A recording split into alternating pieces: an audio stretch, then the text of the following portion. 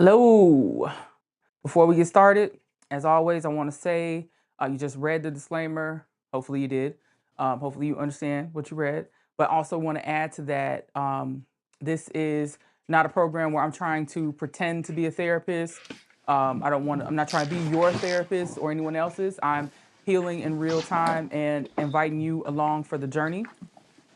People who come on the show share their story, share their testimony.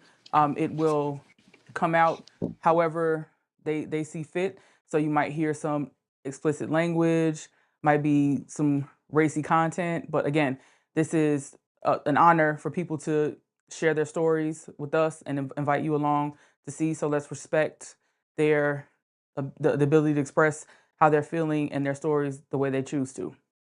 With that being said, welcome back to another episode of the Trust Tree. I am your trustee, D. Nashvino. I just realized I was looking up, so sorry.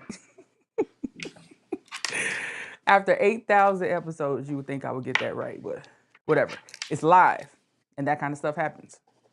So today, we have a very interesting guest. You know, I love to let the guests introduce themselves, but just a few things. He is international speaker, certified life coach, a personal and business developmental leader, and just very, very, very, very positive person. Ladies and gentlemen, I want to introduce Franco Patino. Hi, how are you? Hello. So Thank you tell for the the invite. no, thank you for showing up. I appreciate that. Tell the people a little bit about yourself. Okay, so the first thing I want to share people is that I'm a human, with good things and bad things, and I have been able to experience different cultures. I'm originally from Colombia, South America. I born in a place called Zipaquirá, which is very, very famous because they have a special temple of salt. And I moved to the United States when I was in my 20s. And since days, I have to start here a new life and start changing, different things on my life until I got to my path, that one that I do right now. And right now, I'm a mentor. So I'm more like a spiritual mentor who helps people to connect with themselves. And this connection is through themselves, and that will help them not only to connect with themselves but also connect with their families and connect with their businesses, and comes with growing and money and other things. Okay.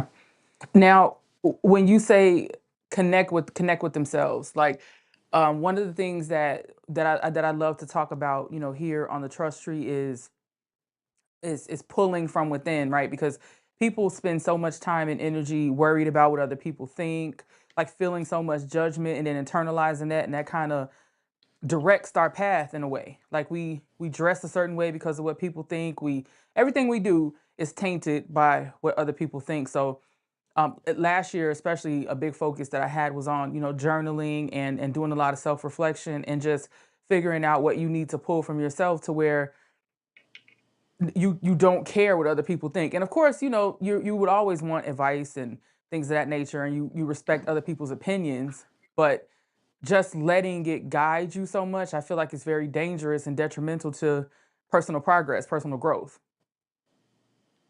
Right, that's true.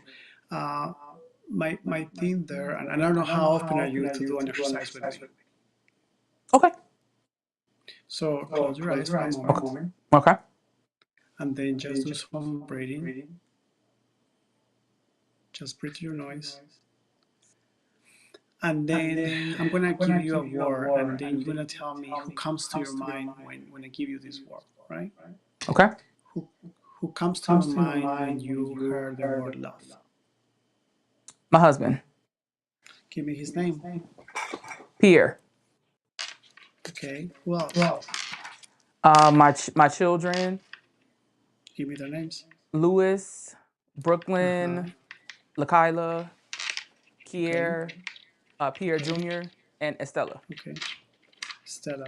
That's my grandma's name. Any other name? My parents. Their names are Estella Okay. and Thomas. Okay. Anyone else? Jessica, And Okay. I have two brothers, Clinton and Thomas. Okay. And then the list can continue, right? Hmm. Now open your eyes. Where are you in that list?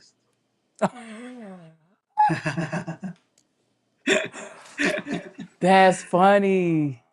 And you Right. know So what? When you kept asking me for more names, never thought about that. right. And that's the beauty, right? Because we're so used to, since we were a child, it's part of the program that we receive from our parents. And of course, they didn't do that to create on us like, nothing bad, but it was what they received from previous generations. And it's exactly the same thing, right?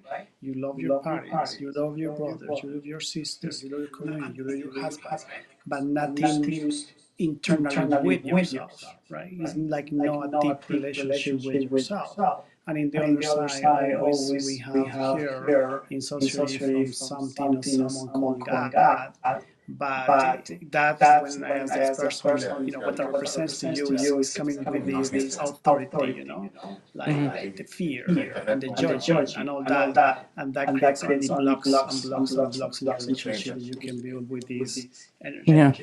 Now, Franco, are you able to hear us if you take out your headphones? Because on when you speak, there's a little bit of echo. I don't hear it, but when if we were to go on YouTube, they can hear it. Okay, better now? Oh yeah, yeah. You're a little bit louder, but hold on, we're gonna check it and see if we can hear the echo still. Okay, but you know, another thing that I do also is like I feel bad when I buy stuff for myself.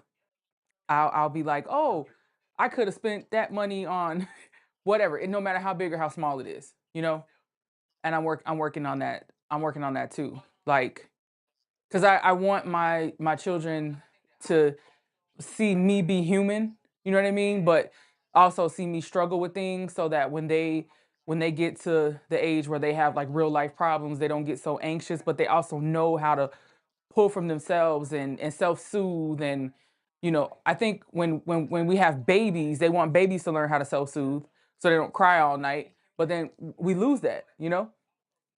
Right. And I think it's kind of a part of the process as well, like you mentioned before, is recognizing and building that relationship that you can have with yourself first. And then after you build that strong relationship with you, you will be able to provide the same thing for your kids. But if you're not able to listen to yourself, how are you going to do it with your family members or to others? Mm-hmm. Mm-hmm. Yeah. When you were growing up, did you have do you remember having like much self-reflection, or were you just like any other kid? You were just kind of living through life, going just trying to be outside and do fun stuff. When I was a kid, I received a lot of kind of discrimination for my sexual orientation. So I was very, it was like a lot of judging Mm-hmm. in terms of that child. And I was basically unconsciously forced to, to be quiet and not able to talk or to express myself.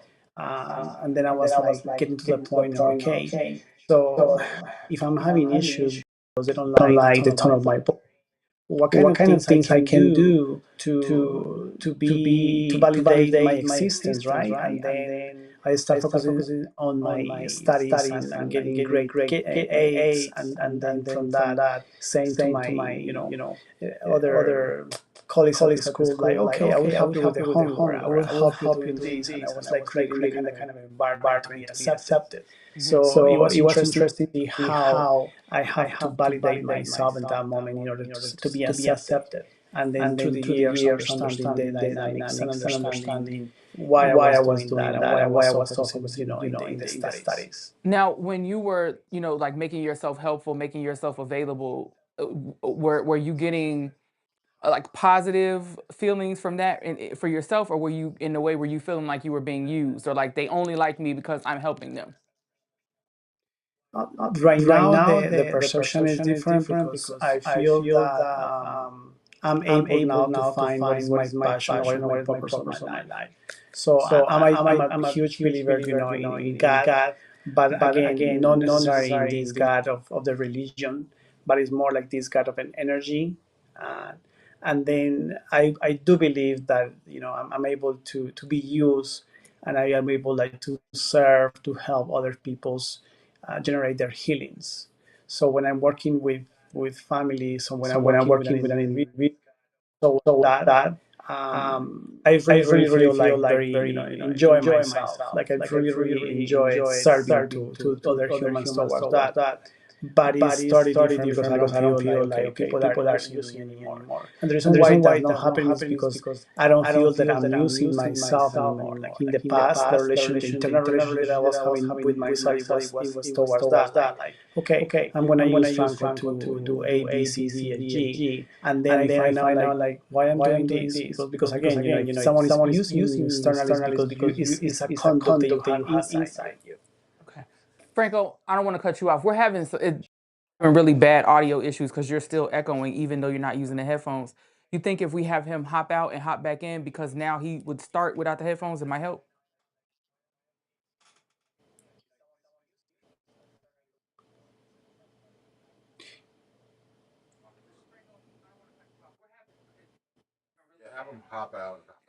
Can you go out and then come back in without the headphones and see if it makes a difference?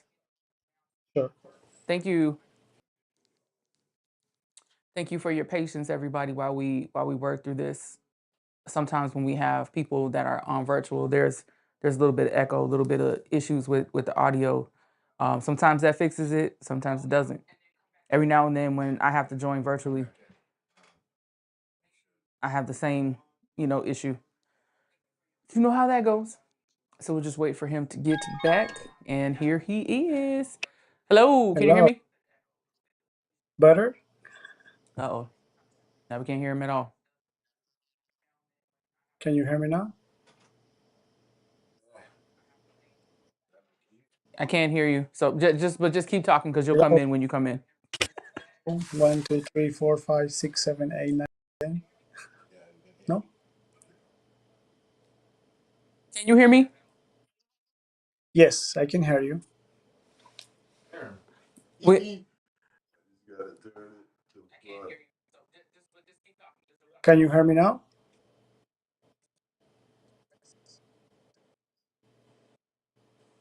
Uh-oh. Okay, now. Can you hear? What about now, Frank?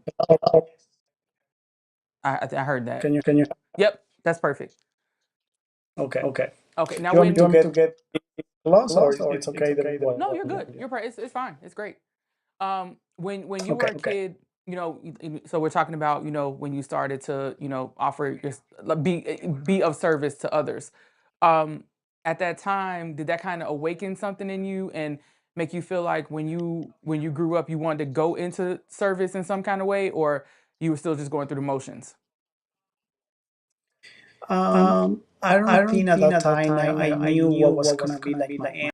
Like if you asked me that time, like, okay, what do you want to be when you were big? I will say to you, I want to be, the president of the country, or something like kind of big dream. But I never thought that I will change or evolve to this path. It's more towards the experience I have been in life, which has been telling me to okay, this is really my purpose in life. Okay. And then what led you to, because I read your bio. You've got some really interesting points. Um, you were a professor at LaSalle University in Bogota, um, Yeah.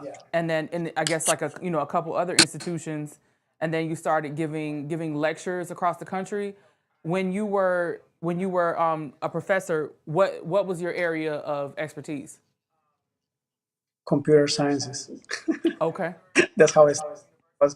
Since a child, I was good with math, so that's how I am. Being very good with computers, and it was like a great experience. And I did some kind of design things, but and then, as I mentioned before, towards I continue moving and exploring myself, understanding myself, and prospect. Okay. And when you were lecturing, you were focusing on technology and just basically offering new and innovative ways to incorporate technology into different things for other countries? But yes, when I was working with the government, yeah, we were trying to do that, and also, I'm from Colombia, so I was going to different conferences to learn about how other countries were, having relationship with technology to also bring back to Colombia and then do the implementation over there. Okay. But my work in corporate was very not only like demanding, but I was very focused on produce. I have to produce. I have to do this. I have to do much. Another time it was like exhausted, and this internal sensation that is not enough. I have to do more. I have to do more. I have to get bigger and bigger and bigger and bigger. And then you get to the point you feel that it's not enough. Yeah. So then I imagine And when you started working with the different presidential administrations, the pressure just got that much worse. yeah, and but also I think internally was generating that myself as well, not only external but internally, because again it's reflecting what the child had when it was when I was younger. So it was like always, okay, in order for me to generate validation, I'm gonna do more that I do. If I give you more, so then you will love me more. If I give you less, I'm not gonna like you a lot. But at that point, I didn't have the knowledge to understand why I was doing that under that path. Okay. Okay. And then you came to the United States, you said in your 20s. What led you to come to the United States? I was forced to leave the country when I was working with one of these presidents, because again of my sexual condition as a gay homosexual. So I was basically forced to leave the country and then basically start here a new life in the United States. And this country gave me the great opportunity to start over. And then start over means go back to school and study new things and start a fresh life and understanding a new language. And then when I was a child, the issue was being homosexual. When in my 20s, the issue was my accent, and understanding, when I was starting working, and then I'm telling people things, people start laughing, and being an immigrant and having other kind of conditions. But again, it was this kind of situation what life brought me to. How long did it take you to adjust to life here? Because like you said, you ran into a lot of ignorance surrounding your accent and things of that nature. As an immigrant, the first thing, when you emigrate from one country to another, and again, each immigrant comes in a different conditions. And in my case, my last job in Colombia was to be the advisor of a president, and then come here to work in a restaurant. So that was my first job. So and then I have to adjust to this humble situation, and then from that, like jump into a corporate level to work back like in a bank. But I will say like kind of 5 years, like learning more, the language and learning the system, getting my papers, adjust and understanding all the situation that I have to deal with. Yeah, I will say like kind of 5 years. Okay. And then when you when you went back to school when you were here, what were you studying here? Was it in technology? It was more in business administration because I used to work in a bank here, Okay. the East Coast.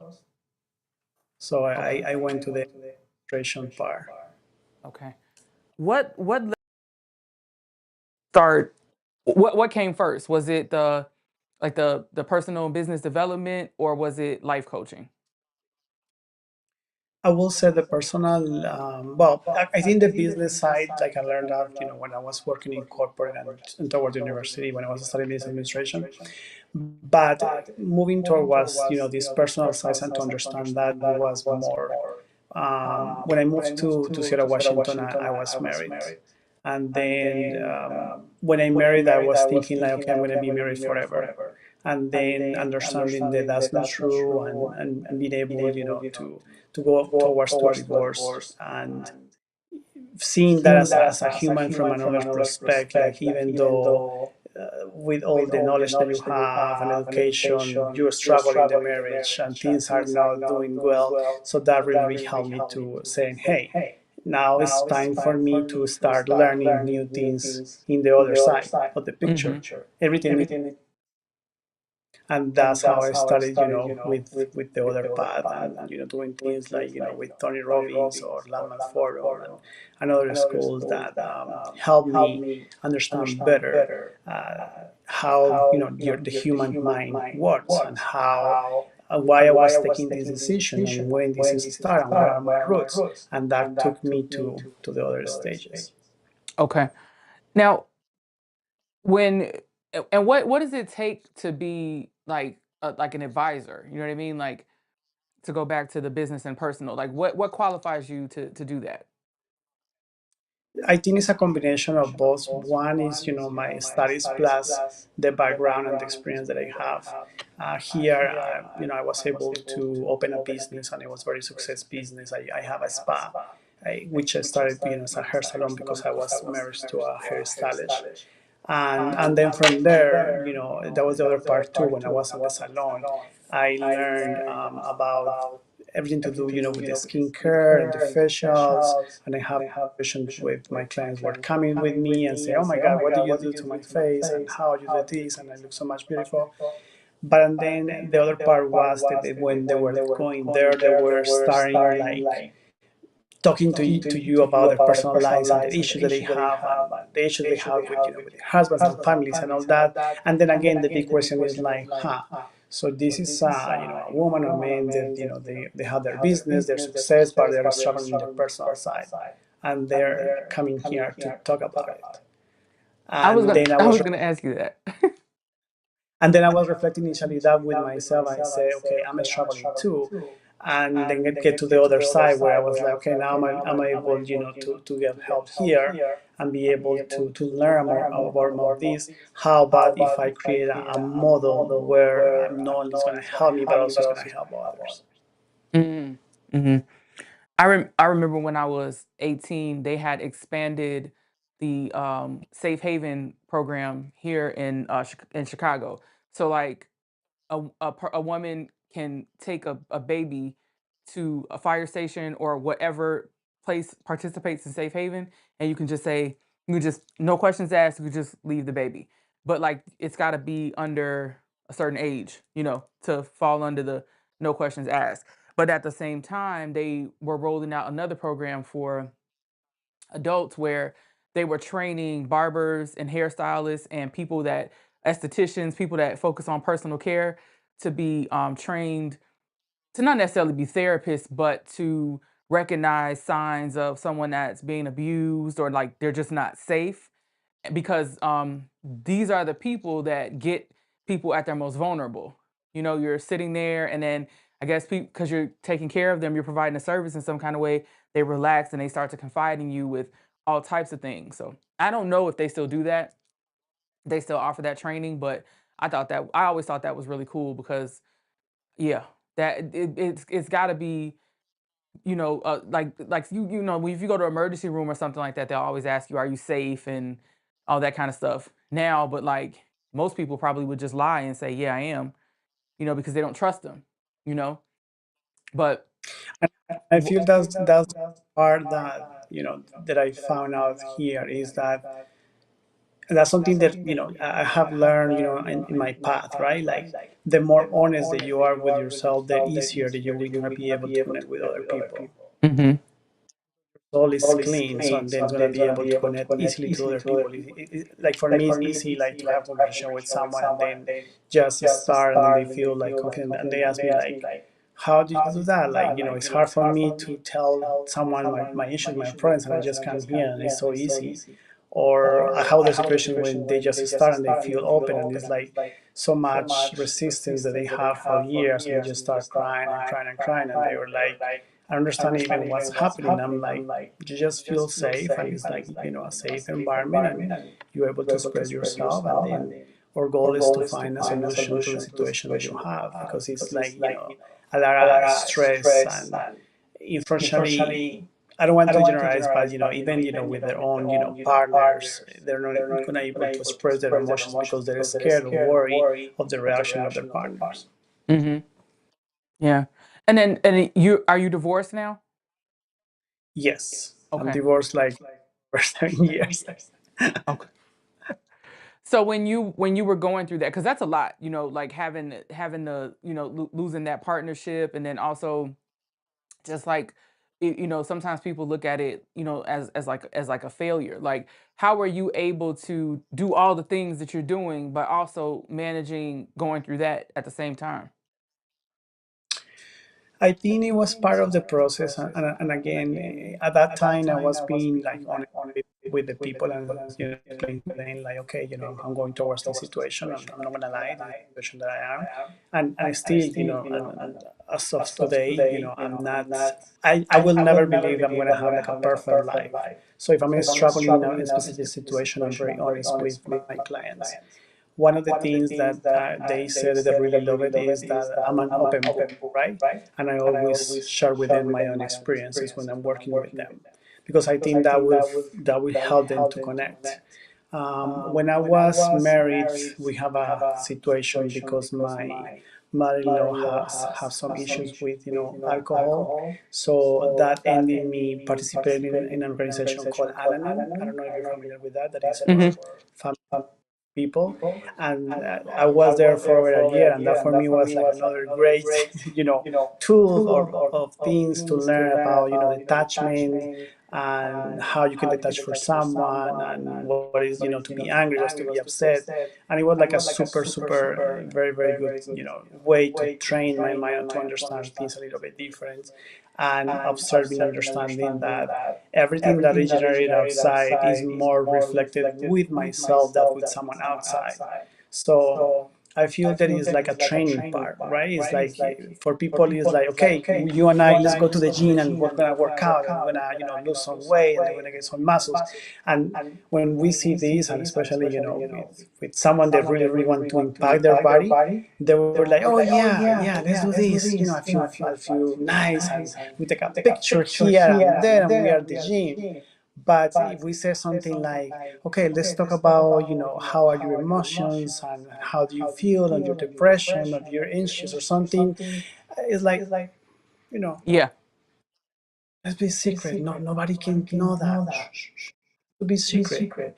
I like weed. Shh, shh, shh. Nobody can know that. I like alcohol because it's so much, damage towards that, and it has like that doesn't help because it's not you able to say, hey, this is who I am. This is what I reflect. I'm accepting myself of who I am. I'm accepting myself, where I am today. And of course, let's do some work together to change something, and more to change is to transform ourselves and being able to go to the next path of what you want to do. And in terms with the families, it's not only that you want to do for yourself, it's also that you're doing for your kids, so and then they have a different direction. Hmm. Absolutely. Now, when you had the spa and then people started to confide in you, and you're like, I think I can probably be good at this. How long in between then and you like officially becoming the life coach? How long was that?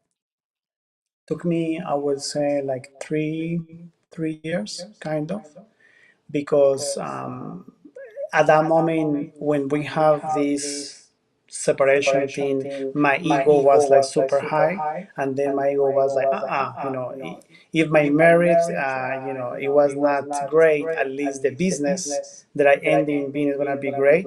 So and then I have to make sure that it was great, and then I brought people from different places, and from a small tiny salon I convert that in a spa, and we're gonna have massage, facials, everything. And then I was like, boom, boom, boom, boom. And then one day I was like so exhausted to myself, and then I asked myself, I say, is this really, really what I want or not? And then I, do some introspection, and of course, like when you are a mentor, you're always gonna have someone that that does the same thing for you. And when I was doing some introspection with my mentor, he said we were to the point like, okay, where you were ending in that business, and then I was like, okay, I ended in that business because I was trying to support my husband. It was not my thing, it was his thing. And then I was like, damn, that's the answer. If it's not my thing, it's time for me to let it go. And I have one of my employees, she's from Dominican Republic, and she said, oh, my dream here in the United States is to own my own business. And then I was like, okay, sure, I will sell it to you. Then she's like, really? I say, yeah, go ahead. So, and then that's the other part too. Sometimes in life, you have to let it go of things in order for you to receive other things. And when you do that, the universe or God, it will, give you different blessings. And that's how I was like getting out of that and then focusing more on my real path and focusing more, in my clients. And from that, it's just from the nowhere, start traveling, going to Mexico, Canada, different countries, get another international clients, and going to conference calls, do things here and there. And then that's how I just roll over, step by step. And now I'm trying to do more online services that, face to face, because my dream is to say, hey, I'm living in Mexico 6 months, and then I'm going to live in Colombia another 6 months, I'm going to Canada 6 months.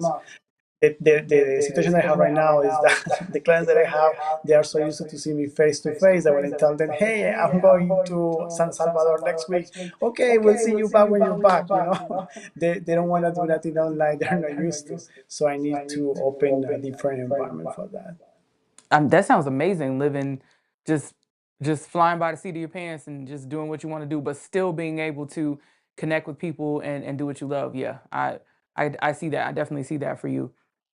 In terms of mentorship, and you said that you even have a mentor yourself. What does mentorship mean to a person in their success? And Like, again, depends on what exactly are you looking for. Like, for example, in my case, I have different kind of mentors, right? So I have two mentors right now that they are helping me in the marketing line, because I want to learn how to build a business. But also I have another mentor that is more the spiritual side, because I want to continue growing. mm, It's gonna depends of what do you want to align with. okay. And the question is, like, for example, if I ask you right today, okay, we are Najrin, we are today on almost May 2025. Tell me what are your goals for this year? Tell me three goals for this year, and maybe in those three goals, one can be, I don't know, I want to heal the relationship with myself, or I want to build a better communication with my husband, I want to expand my business. So it depends on what you said to me, that's how I will be able to help you. Okay. Okay. And then as far as life coaching in the general sense and tying that into mentorship, what exactly explain what a life coach is? I think a lot of people are very confused. We hear that all the time, mostly surrounding celebrities. Celebrity has a crazy crash out. Next thing you know, the judge orders them to do a bunch of things. Here they are with the life coach. The thing right there, and I'm gonna say this with all respect, is that this has been like, a new kind of job that people can see and say, hey, this sounds fun, so then I'm gonna do it, right? But one thing is to say it is like this thing, right? You can say, oh, I want to create my own program. But one thing is for you to go and try and do it, and the other thing is to have the own skills to have it. So I go more under the mentorship side, is because a mentor shares with you what he or she has experienced in their life and what kind of they have been working.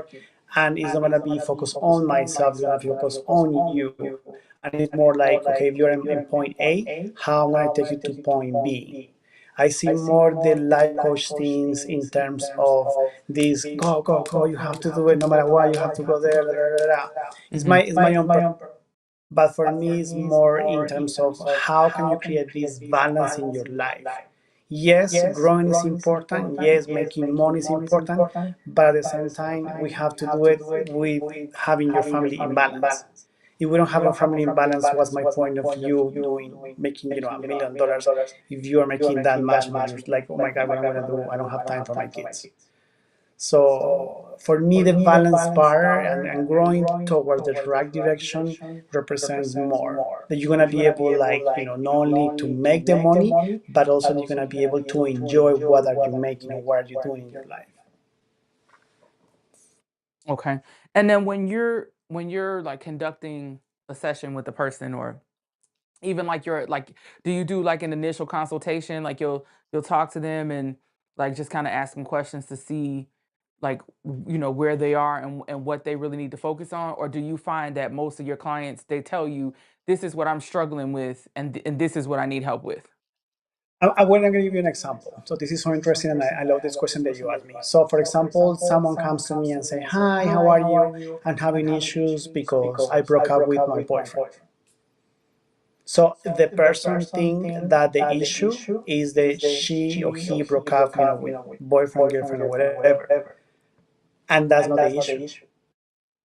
The issue comes from when you were a child and how your parents, you know, were with you, and how do you feel when someone breaks with you. So I have explain to them that part, and helping them understand, like, I know that this is what we want to heal today, but this is initial because we have to go deep and profound, because if we're not deep and profound, you're going to attract the same people in your life. And like, for example, if someone say, "Oh, my husband cheated on me," okay, we need to find out what are you cheating on yourself to create that external thing on you. Hmm. Okay. Because And is so used to just to blame the other, but they don't take responsibility for that. And that's why when I heard terms like, and again, I say this with all respect, like narcissist, okay, he's narcissist, or he's toxic, or whatever. I'm like, no, you don't know what you're talking about. That doesn't exist for me. For me, exists people there has consciousness or unconsciousness, and depends on what they do, that's how they behave. But in the other side, if you are so good and you are so great, why you attracting this kind of people to your life? So what are we gonna work with you so that you don't attract these people? So stop blaming the others and then just focus on yourself to create a better job, and then to understand and see what you can do as a human to have a better life. But that better life is not going to be conducted by a husband or by a wife or by a father or mother or a society or a president. It's going to be conducted for who you are and how you behave with yourself first, so then you can generate or create a better opportunity for others around you. how much resistance do you get when you have someone that says, "Okay, I'm struggling because I just broke up with my boyfriend and I don't know which way is up." But then you're like, "Well, first of all, let's not focus on that. What's going on with you?" Like, are people usually receptive to that, or is it just kind of sort of like, "What are you talking about?" Like, "No, this is what my issue is." I'm going to be very honest with you and very humble. And I hope you understand what I'm going to say this. But since I have been doing some internal job myself, I don't have resistance when a client comes to me. Like, I'm not saying the case is super easy, but they are very open to work, and they understand, like, damn, yes, he's right. This is not the first situation that I have in my life, right? This happened to me here, there. So maybe I'm the problem. So it's like a point, like a break point where they realize and say, "Oh yeah, yep." Because that's the other part too. Like, I'm not only go back like last 6 months. No, I'm going back with you, like, before you born. I left homework like, "Hey, your mom and your dad are alive? Go and tell them and ask these questions. Go and see how was your pregnancy, how they were, what kind of situations that they have. Did they have money? They don't have money. How was the relationship that they have with, their parents?" So the more deep and profound you go in there, the more information that you get, and then from that, the healing is even better. Mm, that's interesting. And typically when you're working with someone, is it just kind of they'll tell you, "Okay, I'm feeling better," or is it like a program? Mm, the thing with that is, they will start seeing, and not only them, and I'm going to give you an example. But then it's not only them who start feeling and seeing better, but it's, the family members or their friends. My clients always come to me and they will make these, great comments like, "Oh, guess what? I went with a friend and then I didn't see this person for 6 months." And then they were asking me like, "So what are you doing? It's something different with you. You sound different. You look different." So for me, that has more power than even them to recognize themselves, because it's someone externally who is providing the feedback. Mm. But I'm case. This was a couple years ago. I have a situation where I was helping a family because they have a child and she was sexually abused. She was 17 years old and she was sexually abused. She went to a party, she got drunk, and then five guys sexually abused her. And then the parents or the mom was like, "Please, please come help me with her. I don't know what to do." And then, I went and tried to help her. And then she was like, I don't want to see you. Fuck you.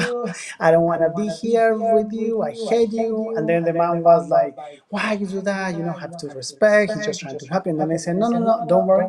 I understand. She was just sexually abused. Let her be." So she was 17, right? 18, 19, 20, 21. "Hi, Franco. Can I work with you?" And then I was like, "Of course you can work with me, but I only have one question to ask you. Tell me why you choose to work with me." That's the only question I'm going to ask you. And her answer was, "Because I saw how my mom changed. I saw my mom's transformation. That's what really inspired me to come and work with you."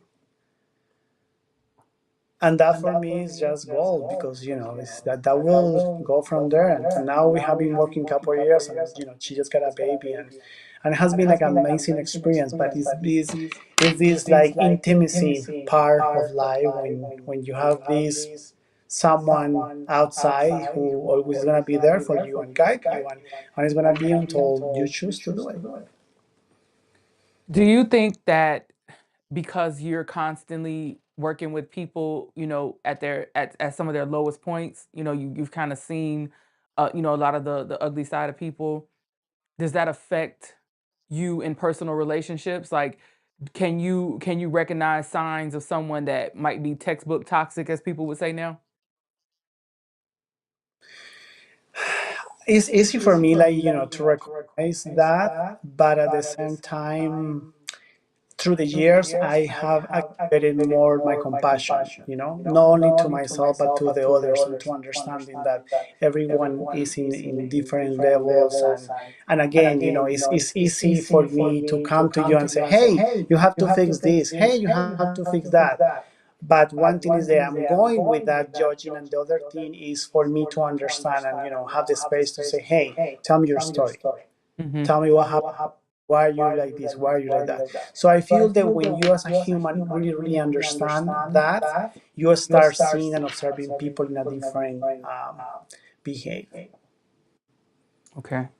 And then, I've always been curious because lots of people that work in service, in the sense of, whether you're a therapist or, a life coach or a counselor, whatever that is, that's a heavy job, because you're taking on a lot. You're having to be very, very patient with people, and, all types of things. Like, what do you do for you? Like, how do you keep yourself grounded?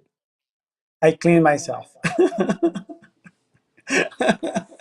And not only like showering, I love like take baths. And again, I'm from Zipaquirá, and the salt is very important. Like, you can clean your body with salt. So I take a bath with salt. I meditate, I pray, I go to the gym, I eat healthy. So I do different things. But the more important things is that, and I think it's kind of the best thing, is my beliefs, right? Like, some people that work in this spiritual or mentorship work, they have this belief like, oh my god, I have to clean myself because these people can and they're gonna leave the energy here, and now I have to do this, and that creates like a big thing, you know. I don't believe that. The only thing that I believe is that I do my job with a lot of love, a lot of respect. I respect my clients, I honor their names, I feel very thankful that they give me opportunity to work with them. I pray for them, I pray for their families. But when my client goes away, when the call is over, I'm done. Like, I'm not worried or concerned about, is he being okay, he's gonna be okay, because I do believe, you know, that is this, you know, high power level that it will take care of that. It's gonna Mm. happen. What's gonna, you know, it's like this, you know, is if the universe or God doesn't want us to listen and the call has to call, that's fine. I'm not gonna worry or concern. No, nothing. It's just, it is what it is. And if we have to disconnect them and, you know, reconnect, it's for a reason. And it's just being open and accepting the good things and the bad things, and then you don't suffer. But in order to get to that point, you need a lot of training. Yeah. Because one thing is to say and the other thing is to really have it, you know. Okay. What would you say is the worst thing about your job? It's not really a job, your Nothing, profession. nothing, Okay. nothing. With all my heart, I don't say, I have a situation where I feel that I don't even, I can't even think about it, because think about it this way. If the universe or God or whatever you believe is giving you the opportunity to serve others and to help others and to impact not only their lives but family lives and their kids and their grandsons, that word, that, you know, that doesn't exist, you know. Mm. I like that. That's What how I see it. what's the best thing? What do you look forward to? For me, the kids, for me is like when I start working with, you know, a woman or a man, and they take conscious about it, and they come to me and say, hey, do you work with kids? Are you, I don't want my kids to go over of what I have done. I know that, you know, when I was a child I have a difficult situation. How can I do a better job as a father? Or how can I treat better my clients? How can I better my customers? When I observe and then I see that conscious mind, you know, shift, that for me is the best thing, because for me it's like, okay, this person right now is observing their things. And not only that, it's also like, for example, when, I don't know, they have like a beer, and or they have a weed, and they've said like, okay, I'm not gonna hide this anymore, I'm gonna accept who I am, and this is who I am, and then start from that. From there, the process is just beautiful. From I want to ask you something because you know we oftentimes see situations where you have parents where when they're like they're in their young adulthood. So let's say like they're in their early 30s and they you know they have kids and like they have bad habits. Like maybe they're alcoholic or they're drug addicts or whatever. So then their children have rather tumultuous lives because of everything that comes with that, you know? And then one would think, okay, I grew up with all this stuff. So when I become an adult, there's absolutely no way that I'm going to do that same kind of stuff. And then also when I have kids, I'm definitely not going to subject them to all the things that I was subjected to. What is it that happens inside of a person when they start to become the thing that they hated when they were a kid, the thing that like traumatized them the most, you know? Like, what is that? Ego Mm. is the ego. I can, you know, I have that before, and then when you activate that towards the ego, the life, the universe, and it's not because it's just you co-create that. Yes, you come and say like, I'm not gonna have alcohol, you know, I'm just water or whatever. And yes, you can do that, and then you can judge your dad, judge your mom, and then when you have a child, your child have alcoholic problems, and then you have to issue with that, because the judging that you create towards your parent is so big that you will see that line. But it's Mm. not. accept that child, that you will be able to accept your parents. And again, it's because it's hard for someone who has been, a lot receive a lot of damage towards the alcohol or toward or anything that doesn't build a strong relationship with their parents, that is hard or difficult for them to say how I'm gonna accept this is part of my family, versus me understanding and say, okay, yes, alcohol, you have been in my family, thank you for being in my family, but now I choose to do it different. I'm gonna honor my father and my mother, and thank you for being here because you were with my dad and my mom when they need you, because maybe they didn't have someone to listen, so they have the beer or they have the weed, but now I'm gonna choose to do different. So when you do it towards love, things change differently. Mm.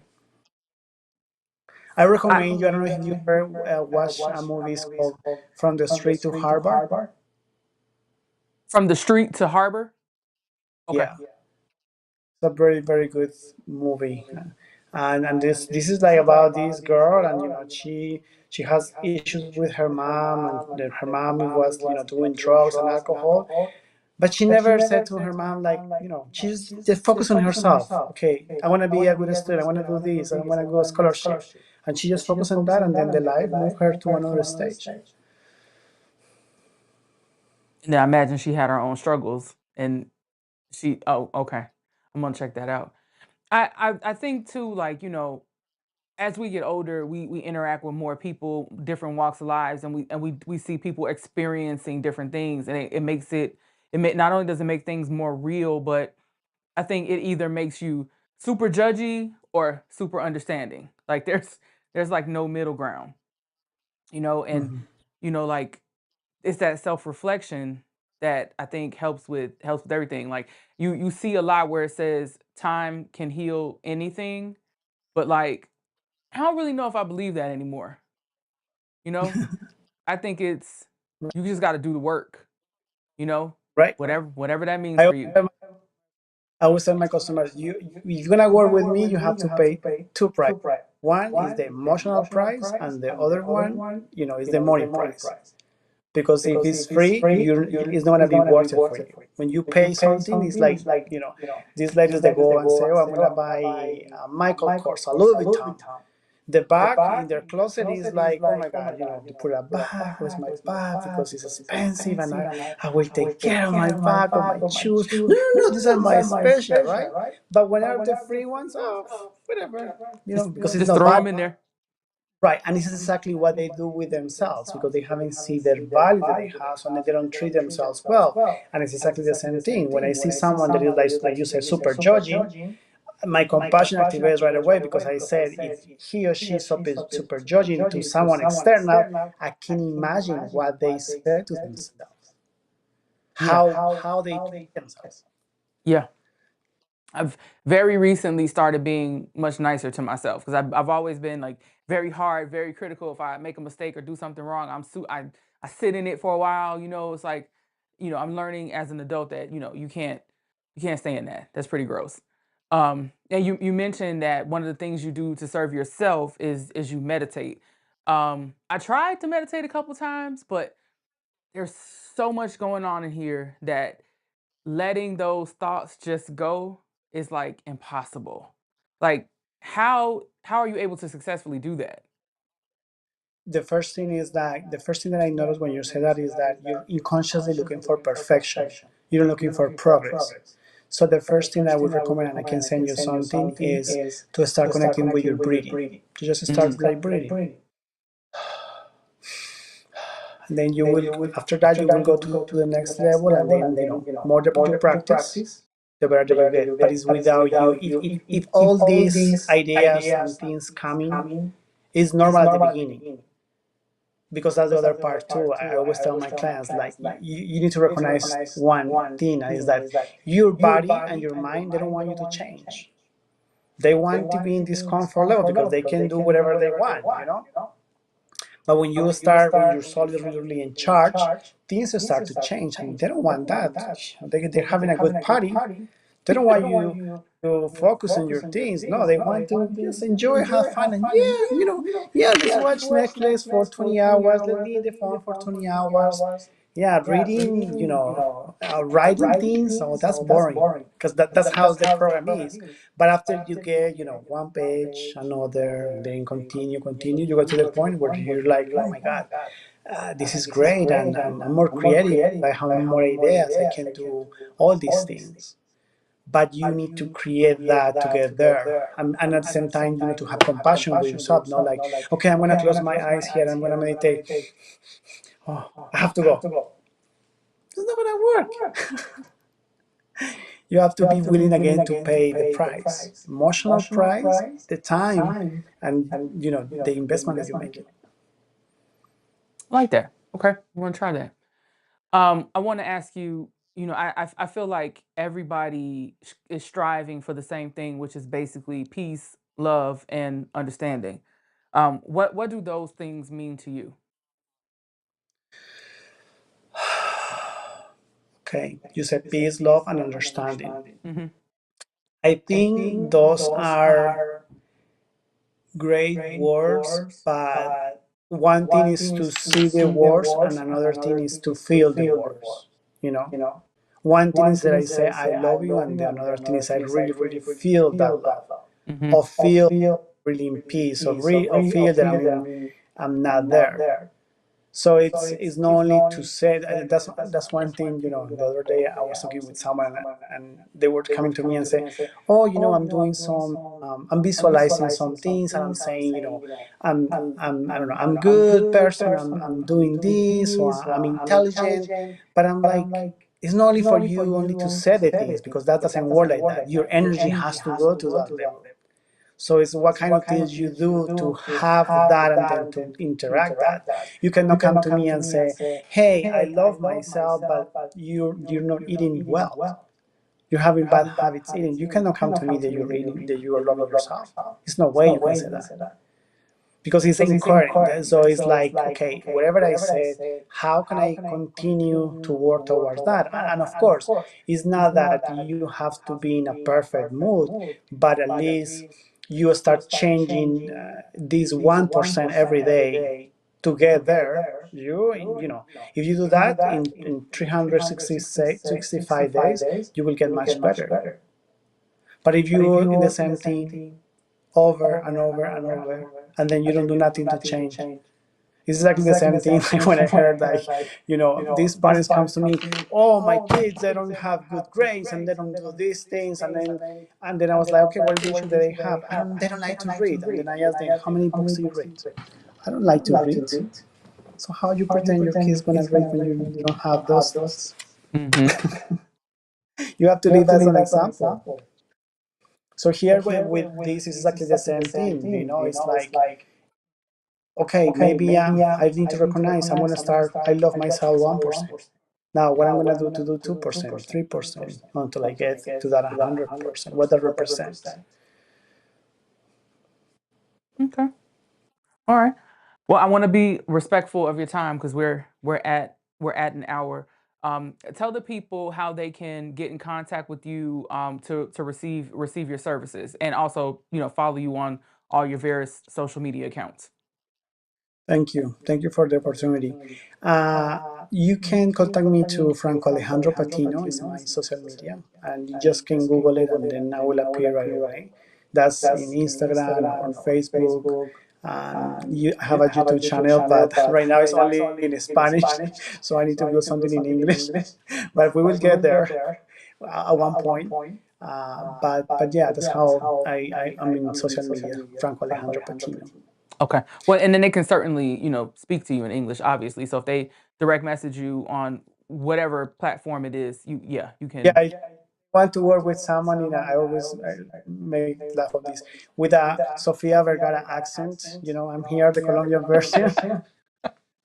If you want to laugh with me, you can come, and and have fun, and we really, really have fun from any part of the world. Okay. Well, thank you so much for allowing me the opportunity to interview you. It was very interesting, just like I thought. I really appreciate that. Thank you for the opportunity and for allowing me to be here. And I hope things goes, well for you this year. And remember what we did today. And then, when you close your eyes, who are you start gonna think of? Absolutely, yes. I will definitely keep in contact with you. Okay, thank you All very right, much. no problem. All right, people, this has been another one.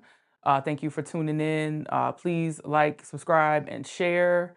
In the words of Avon Barksdale, keep it light, but keep it.